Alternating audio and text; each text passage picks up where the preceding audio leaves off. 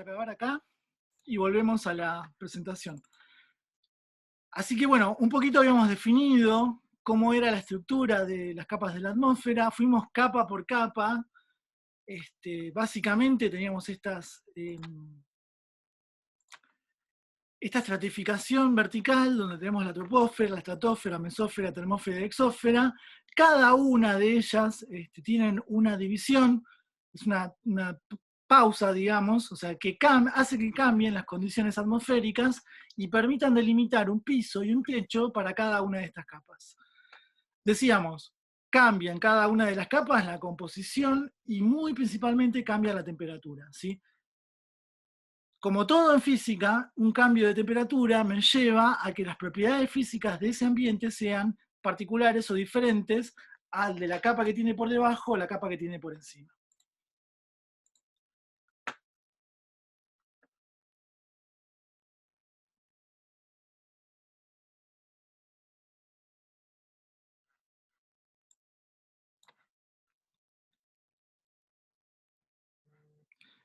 A ver, ahí estoy viendo tu pregunta por privado, Ornella. Ahora ahí vamos a la pregunta. ¿Para qué paso estas diapositivas? No voy a entrar en detalle a explicar capa por capa porque, o sea, como les decía, esto ustedes lo trabajaron en el TP1 y en las diapositivas está bastante explicado esto, ¿no? Luego, un arreglo mundial, o sea, de todo el planeta, permite distinguir estos grandes campos entre lo que es la atmósfera, que es todo el conjunto de la mezcla de gases, la litosfera, que sería todo el conjunto de la mezcla, digamos, de minerales que van a formar el soporte físico sobre el cual se desarrolla la vida en el planeta, y la hidrósfera, que es el conjunto general de todas las aguas de los océanos, mares y las aguas continentales además. ¿Qué tanto? Bien, ahí está buena la pregunta de Santi, si lo están viendo en el chat.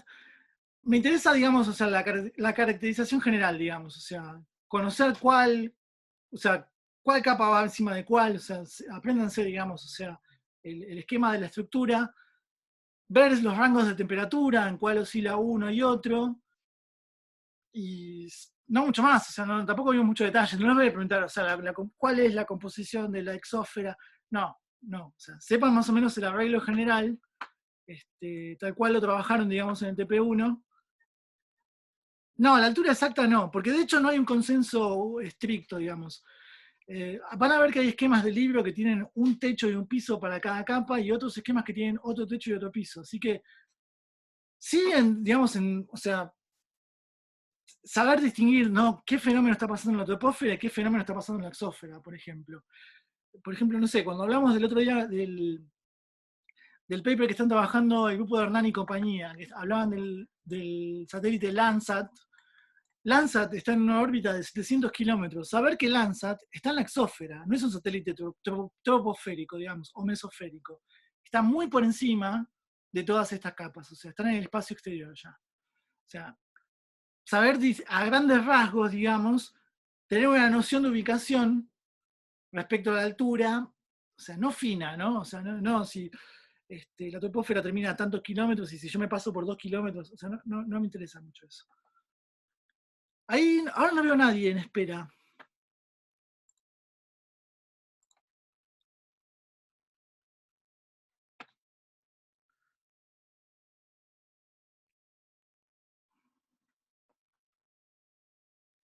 Ahí estamos, sí. A ver, vuelvo al chat porque fueron habiendo algunas preguntas.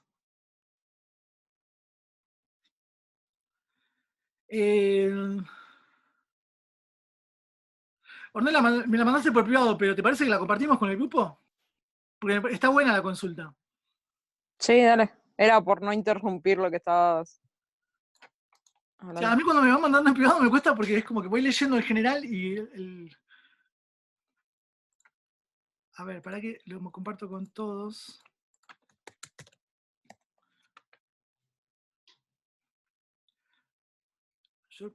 A ver, lo mismo que genera mayor presión atmosférica, mayor cercanía de la Tierra, es lo que genera que haya mayor presión en el mar, lago a mayor profundidad. se considera una atmósfera cada 10 metros. A ver. Sí, sí, sí. Lo que se considera una atmósfera extra de presión cada 10 metros de profundidad, eso aparte no es pregunta, eso es una afirmación. La pregunta es si es Sí. el mismo principio que genera eso. Yo pensé que era como el peso del agua que uno tenía arriba, pero a partir de lo que vemos con la presión atmosférica, creo Sí. que es la densidad o la cercanía con la que están, ¿no? Todas las Sí, perfecto. partículas. Perfecto. Pensémoslo de manera paralela, ¿no? Pensemos primero en la atmósfera, la mezcla gaseosa en el aire, digamos, en tierra, ¿no? Nosotros tenemos mayor densidad de moléculas de aire más próximas, o sea, más cercanas al nivel cero, contra el suelo, digamos. Eso nos permite describir ese gráfico, digamos, de cómo baja la presión atmosférica en función de la altura. Yo voy subiendo, voy ascendiendo, digamos, verticalmente, el aire se me hace cada vez menos denso y eso me disminuye la presión, ¿sí? ¿Qué hace Sí. que el aire se comprima contra el suelo? La fuerza de la gravedad. De manera analógica pasa, digamos, en el agua, ¿no? O sea, tenemos que pensar el aire y el agua como dos fluidos con comportamientos muy similares, diferente estado de agregación, pero movimiento libre de las moléculas y de las partículas que los componen, ¿sí? Ambos, tanto la mezcla gaseosa como la mezcla líquida del agua, por ejemplo, tienen masa, son susceptibles, digamos, o están bajo el efecto de la fuerza de la gravedad. En el aire, la presión atmosférica a baja altura, digamos, pegada a la superficie del suelo, tiene que ver, digamos, con esa mayor densidad y además toda la columna de aire que tengo encima, ¿sí? Y esto lo dice Torricelli cuando hablamos de presión atmosférica, ¿se acuerdan? O sea, Torricelli con su instrumento lo que está midiendo es cuánto pesa el aire que tiene su instrumento por encima. Y no el aire que está por encima a 10 metros, sino hasta el límite, hasta el tope con la exósfera. Toda la columna de aire vertical está ejerciendo un peso sobre ese líquido, sobre ese mercurio que él puso, digamos, en su dispositivo. Entonces, las moléculas de aire están atraídas al planeta por la fuerza de la gravedad. Eso hace que haya mayor densidad más cerca del planeta. Además, esto me genera una apilación, por decirlo de alguna manera, por ponerle un nombre, vertical, que hace que todo lo que yo tengo por encima también tenga un peso, porque también está bajo el efecto de la gravedad, ¿sí? Y esto es pensando en el aire. Si nos sumergimos, nos pasamos al escenario, digamos, del fluido líquido, tenemos lo mismo, ¿no? Cuanto más vamos descendiendo en profundidad, imagínense que están buceando y se van yendo cada vez más profundo, profundo, o un submarino que se va sumergiendo, ese submarino debe soportar el peso que ejerce la fuerza de gravedad sobre las moléculas de agua y además todo el peso de todas las moléculas que están por encima, ¿sí? En esa columna vertical de profundidad, en ese descenso vertical. Entonces, la disminución, perdón, el incremento en la presión subacuática, digamos, o sea, submarina, a medida que uno se va yendo más profundo, tiene que ver con la fuerza de gravedad y tiene que ver con toda la columna de agua que está por encima. Exactamente lo mismo pasa en la atmósfera, ¿sí? El aumento de presión tiene que ver con la mayor densidad y además con todo el peso de la columna de aire que hay por encima, ¿sí? Yo tengo un bodoque de aire.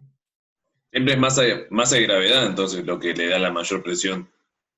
Correcto, sí, estamos hablando, digamos, de los dos fenómenos, o sea, la masa, porque bueno, tenemos mayor densidad, entonces tenemos mayor cantidad de partículas que están colisionando unas con otras y me están incrementando la presión.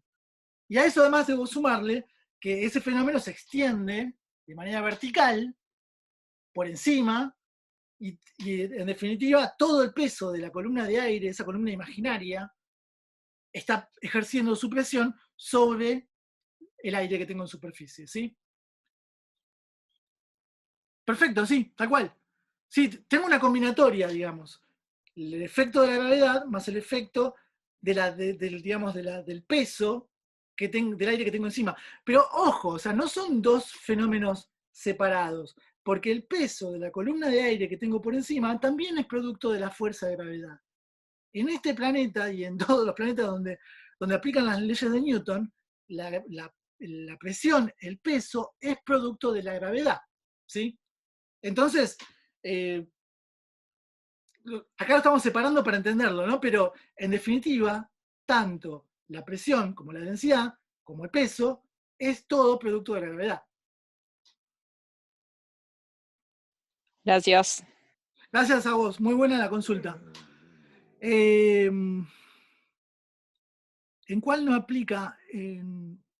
Lautaro está preguntando, ¿en cuál no aplican las leyes de Newton? No, o sea, no, es una expresión, o sea, no. Del universo conocido, las leyes de Newton, digamos, de fuerza, primera, segunda, tercera ley, aplican, digamos, siempre, digamos. Luego hay una física para describir lo no newtoniano, pero no. O sea, todos los cuerpos celestes, digamos, o otros planetas en este universo tienen una masa y por ende tienen una fuerza de gravedad. Y hay una fuerza de atracción gravitatoria con otros cuerpos, ¿sí? Lo de las aeronaves con los 2.3G. Ampliame, Hernán. No sé. Es como los pesos de la gravedad que tenés en la aeronave cuando rompe la barrera del sonido, que tiene que ver con respecto a eso también. Es el tema de la gravedad, la atmósfera. El Sí. peso en Sí. otra dirección, no estás en vertical. Sí. No sé, no quiero hacer mucho aporte porque no entiendo, no sé muy bien, no sé lo de las aeronaves cuando rompen la barrera del Lo voy a sonido. estudiar un cachito y a ver si Sí. es lo mismo. Dale. Quizá tenga que ver con, o sea, esos aviones donde se hacen los ensayos, los entrenamientos de la NASA, que simulan una gravedad cero. No sé muy bien cómo funciona, debería también estudiarlo.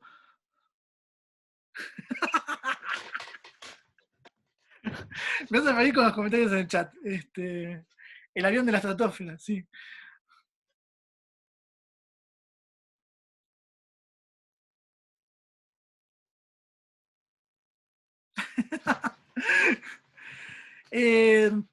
A ver, hay una pregunta de Rodrigo muy interesante que habla acerca de cómo se produce el cambio en atmósferas, en unidades de presión, con respecto a la profundidad, ya sea en el aire o sumergido en el líquido, digamos, o en el agua.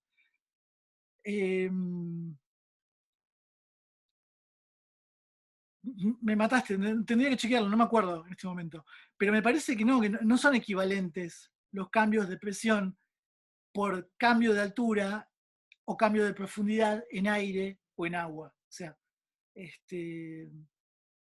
me parece, tengo entendido. Perdón, yo no entendí la pregunta. O sea, Rodrigo dice, lo que no me queda claro es si las atmósferas en profundidad es igual en el aire cada 10 metros. Si la variación en la presión atmosférica o la presión subacuática funciona igual, digamos, con el cambio de altura. Eso es lo que estoy entendiendo, Rodrigo, ¿no? O sea, vos me decís si cada 10 metros te cambia la misma unidad de presión en aire o en agua. En el aire no. Si se considera la misma escala y que por otro lado, aparte, son distintos fluidos, con lo cual entiendo que debería ser distinto, pero alguna vez alguien me dijo que era lo mismo. En el aire no sé. En el agua la norma, sí, el estándar es que estás digamos, a nivel del mar, estás a una atmósfera, lo estándar. Y cada 10 metros en profundidad que vas, se considera que tenés una atmósfera más de presión. Con lo que a 10 metros de profundidad tendrías el doble de presión que Sí. a nivel cero. No, o sea, estamos hablando de dos fluidos con dinámicas muy diferentes, con efectos de presión diferentes. O sea, no es igual la tasa de cambio de presión atmosférica o subacuática cada 10 metros. O sea, el incremento cada 10 metros de una atmósfera bajo el agua es mayor que el incremento de las atmósferas en presión atmosférica en superficie, digamos, en el aire.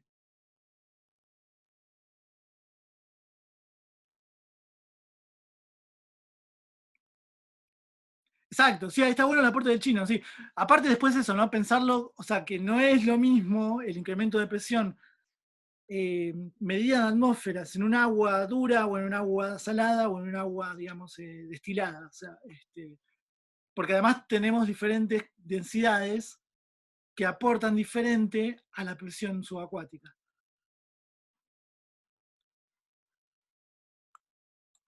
Bueno, buenísimo, che, buenísimo el intercambio.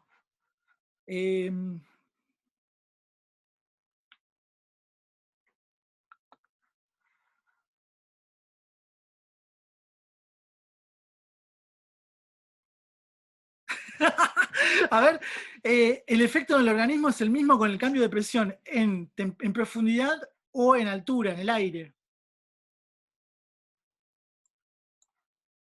El efecto del organismo, sí, estamos de acuerdo, sí. Pero, digamos, el cambio en unidades de medición, en unidades de presión, es lo mismo, o sea, la diferencia de presión sumergiéndose 10 metros en el agua que ascendiendo 10 metros en el aire. Esa es la pregunta. No, no es lo mismo, son medios distintos. Exacto. O sea, son dos cambios de presión diferentes si pensamos igual, en un mismo delta altura, ¿sí? ¿Me voy 10 metros para arriba en la atmósfera o me voy 10 metros para abajo en el agua? ¿Cuánto cambia en presión atmosférica el cambio en el aire en presión atmosférica? ¿Y cuánto cambia descendiendo, hundiéndose o sumergiéndose en el agua? 10 metros para abajo. Los efectos, digamos, a nivel... Sí, estoy de acuerdo con tu señora. Los efectos a nivel, digamos, fisiológicos son por incrementos de presión, digamos. Sí, es así, totalmente. Exacto, sí. Sí, ahí tenemos el efecto, digamos, de la presión subacuática, es o sea, es el efecto, digamos, en definitiva, de la presión de toda la columna de agua que tengo por encima, que ejerce un peso, y la tengo, digamos, presionándome encima. O sea.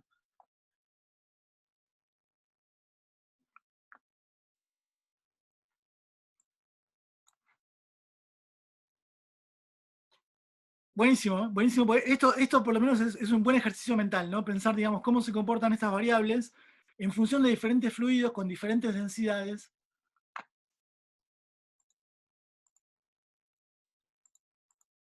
Bien.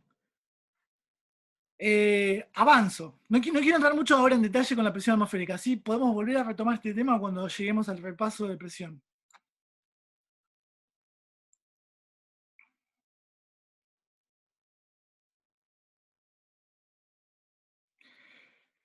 Bien. Otro tema que introdujimos en la primera clase fue lo de la radiación solar. Luego desarrollamos en las clases que siguieron. Hablamos de un balance de energía, acerca de cuánta energía entra a la atmósfera, cuánta energía se absorbe, cuánta energía es utilizable, cuánta energía es reflejada. Y luego hablamos de que el planeta también emitía ondas y que en definitiva yo tenía un balance entre lo que entra y lo que sale. Por ahora vamos a simplemente dejarlo ahí, porque después vamos a seguir profundizando. Esta diapositiva fuimos y volvimos varias veces. Esto muestra, digamos, la cantidad de energía de radiación solar entrante, la radiación solar que es reflejada tanto por las nubes como por la superficie. A este fenómeno de reflexión de la radiación solar lo íbamos a llamar albedo. Una fracción es absorbida y otra fracción es absorbida.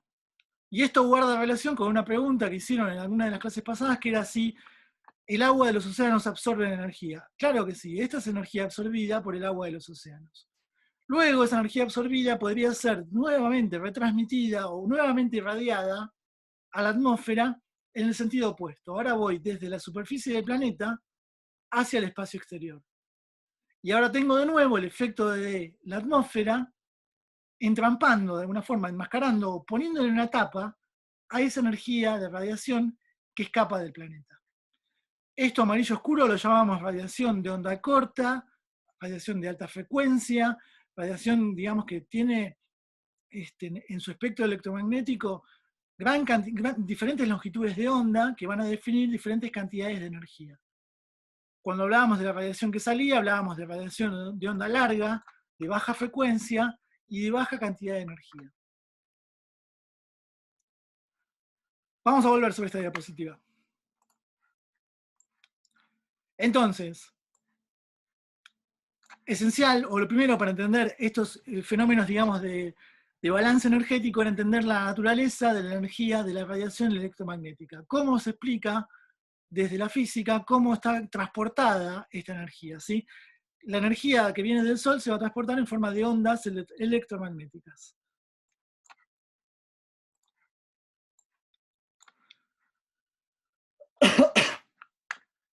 esto es un poco más de lo mismo. Hablamos acerca de algunos parámetros o, digamos, características que tiene esta onda electromagnética, la longitud de onda, la distancia entre dos crestas, la amplitud de onda, que es la profundidad, digamos, yo voy desde la cresta hasta la punta del valle, esta es mi amplitud de onda, longitud de onda. Luego tenía una dirección de propagación, y yo tenía, o sea, se caracteriza, digamos, las ondas electromagnéticas porque están formadas por un campo eléctrico que oscila o vibra perpendicular a un campo magnético. Estas ondas se propagan a la velocidad de la luz, estas ondas tienen una frecuencia, y habíamos definido frecuencia como que si yo me paraba como un observador en un punto fijo de esta longitud de onda, de esta onda electromagnética, y miro en ese punto fijo en un segundo cuántos trenes de onda, cuántos valles y crestas pasan por ese punto fijo, en un segundo, yo estoy definiendo cuál es mi frecuencia.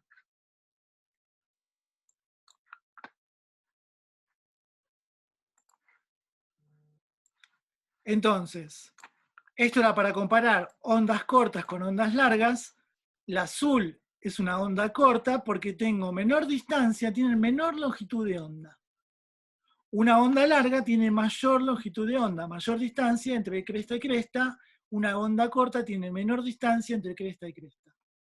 Si yo me paraba a un costado de estas ondas electromagnéticas y miro en un segundo cuántas ondas pasan a la misma velocidad, ¿no? Porque las dos se están propagando a la velocidad de la luz, en definitiva lo que estoy viendo es su frecuencia.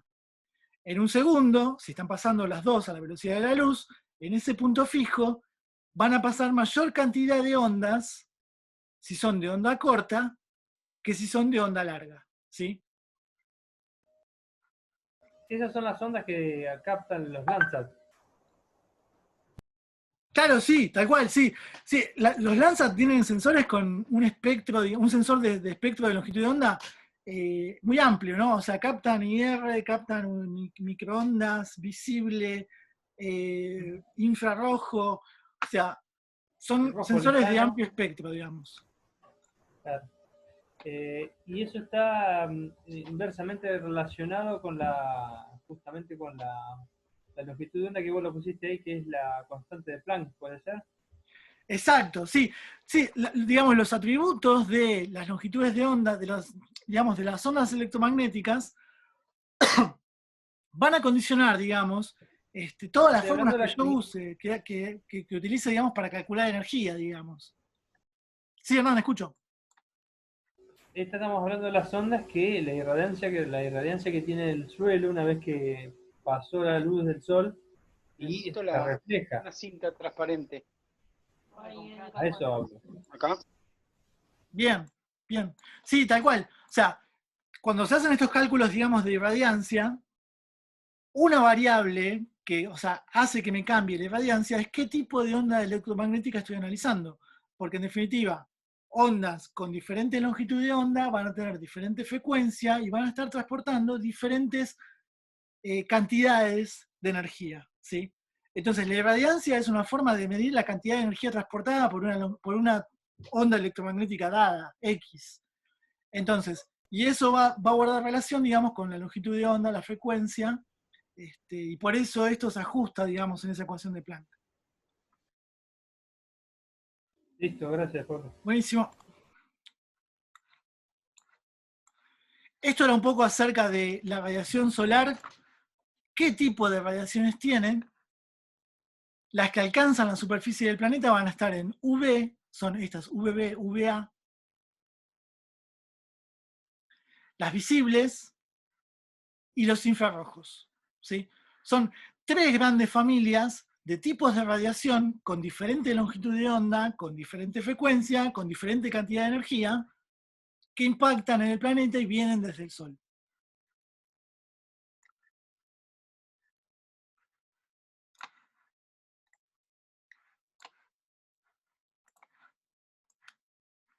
Esto también es un poquito lo mismo, o sea, el espectro electromagnético. Este gráfico lo que me muestra son longitud de onda, generalmente esta letra, que se llama lambda, simboliza la longitud de onda, F frecuencia, lambda se mide en metros, nanómetros, o sea, unidades lineales de longitud, porque en definitiva lo que me está diciendo la longitud de onda es eso, la longitud de una cresta a la otra cresta. Entonces, ¿cómo mido eso? Con un metro, o sea, con una magnitud lineal de longitud. La frecuencia la vamos a medir en Hertz. Hertz está definido como número de ciclos por segundo, o sea, cantidad de ondas que pasan por un punto determinado en un segundo, eso me da los Hertz, y los Hertz son unidad de frecuencia. Y acá no me acuerdo qué era esto, no me interesa igual, eran creo que no llego a leer en la diapositiva, y no me acuerdo qué decía acá. No importa. De nuevo, insisto, o sea, la longitud de onda en metros, la frecuencia en hertz, el espectro. Y acá vemos cómo hacia la izquierda, hacia el ultravioleta, me estoy yendo a menores longitudes de onda. Ven que tenemos 400, 450, 500, 550. Para la derecha aumenta la longitud de onda. Eso quiere decir que baja la frecuencia, ¿sí? Ven cómo la frecuencia va de números de 10 a la 23 a números de 10 a la 4. Estos números son más chicos que estos números que están acá. A la derecha me disminuye la frecuencia. ¿Por qué? Porque me aumenta la longitud de onda. Exacto. Y si me voy hacia la derecha, me estoy yendo hacia mayores longitudes de onda, menores frecuencias, menor cantidad de energía transportadas por esas ondas electromagnéticas. Por eso, el infrarrojo, respecto al visible y al UV, que es lo que trae principalmente la luz del sol, tiene menor cantidad de energía, ¿sí? ¿Se acuerdan cuando hablamos de que la Tierra emite ondas cortas en forma de infrarrojo principalmente? Son ondas cortas de mayor frecuencia, perdón, de menor frecuencia, de mayor longitud de onda y de menor cantidad de energía. Es más la energía que entra, porque son ondas cortas de mayor frecuencia, que la energía que sale, que es de onda larga y de frecuencia, perdón, me estoy haciendo de longitud de onda grande, larga y menor frecuencia. Ahí está. Entendió, Pablo. Sí, sí, sí.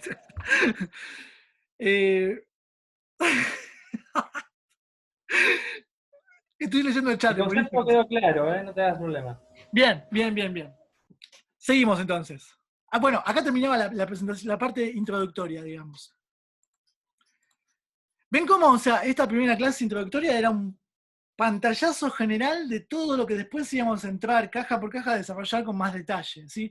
Hablamos un poco de la atmósfera, la definimos, su composición, estructura, hablamos un poco de este balance de radiación, hablamos un poco de los elementos y factores del clima, algunas definiciones muy básicas de qué es el tiempo, qué es la climatología, qué es el clima, no mucho más.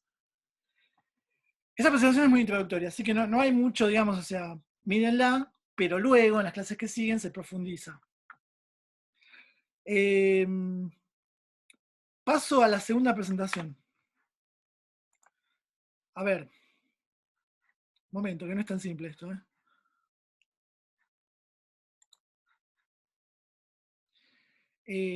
tema radiación solar, parte 2. Preguntas para el repaso, no. Clase 3. No, calor y temperatura era la que seguía. Yo tengo un lío acá también, tengo muchas ventanas abiertas.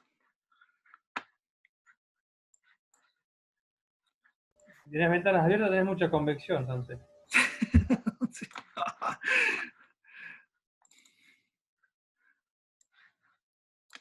A ver.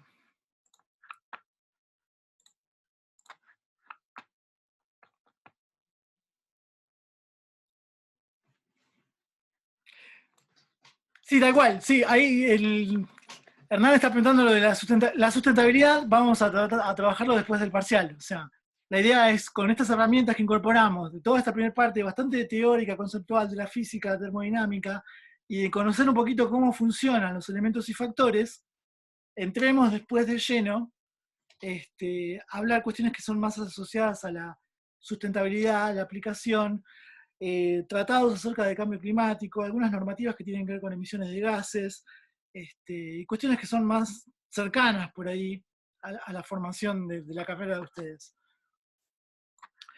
La segunda presentación era de calor y temperatura, y esto, o sea, también pretendo ir volando, porque es más de la termodinámica. Esta era una clase muy termodinámica, muy de la física, muy introductoria.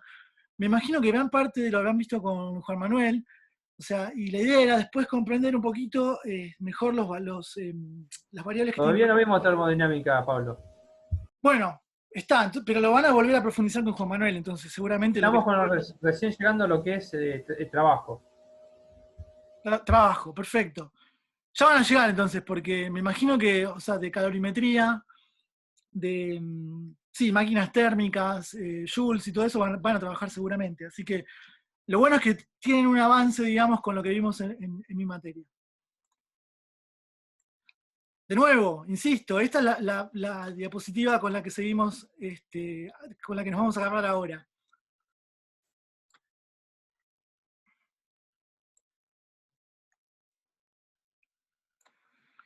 De esta diapositiva a mí no me interesan los valores, o sea, los números. O sea, sí me interesa que se entiendan el mecanismo y el funcionamiento, ¿no? De lo que entra, lo que sale, por qué lo llamamos un balance, qué tipo de radiación es la amarilla, qué tipo de radiación es la roja, digamos. ¿Cuál es la fuente de esta? ¿Cuál es la fuente de esta? ¿Dónde se pierde lo que no se disipa de esta? ¿Dónde se pierde lo que no llega a la superficie de esta?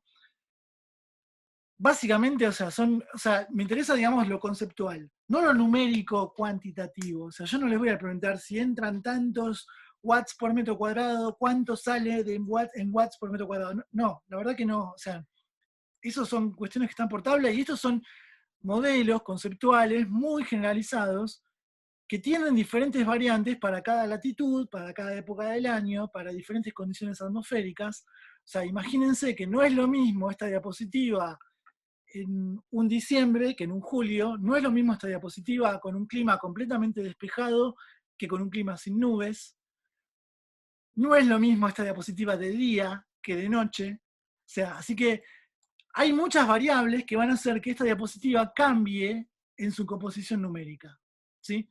Entonces, me interesa que se entienda, digamos, lo integral, cómo esto actúa de manera coordinada, pero luego cada condición atmosférica distinta o cada situación va a tirar números distintos para estos valores. Esto es un modelo muy general, digamos, es un balance, un promedio planetario de lo que pasa con respecto a la energía, ¿sí?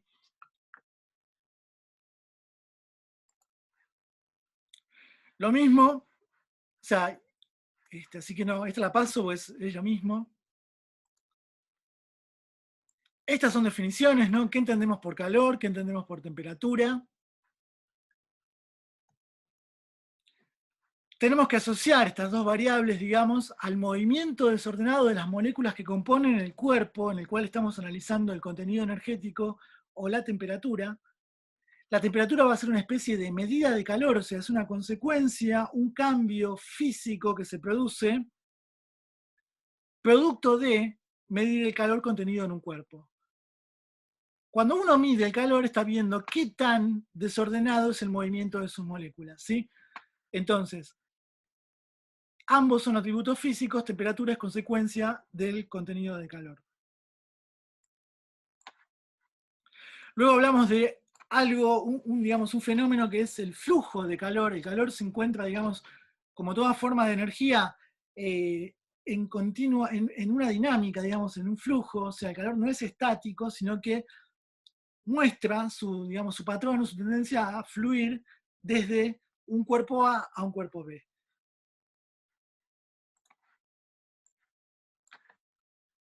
Esto no me interesa mucho.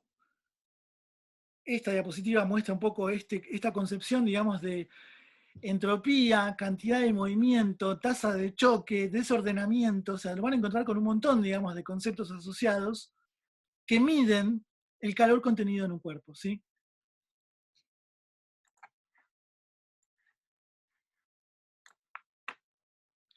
La cantidad de calor va a depender de masa, temperatura y calor específico. Esto lo tienen que ver con Juan Manuel porque es calorimetría. O sea, si yo quiero hacer un cálculo de calor, tengo que tener en cuenta la masa, la temperatura inicial y final, y el calor específico de ese cuerpo al cual le estoy midiendo la cantidad de calor.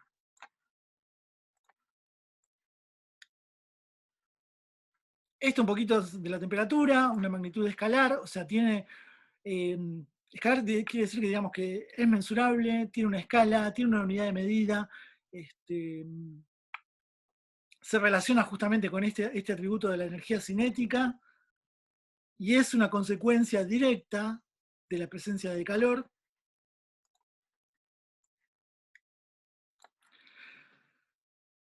La temperatura es independiente de la masa del cuerpo y va a determinar el sentido en el cual el calor se desplaza, o sea, o fluye, digamos. Esto era un poquito la relación entre masa, temperatura y cantidad de calor contenido. Chicos, chicas, me cortan en menos de un minuto. De nuevo, salgo, corto acá y volvemos a entrar.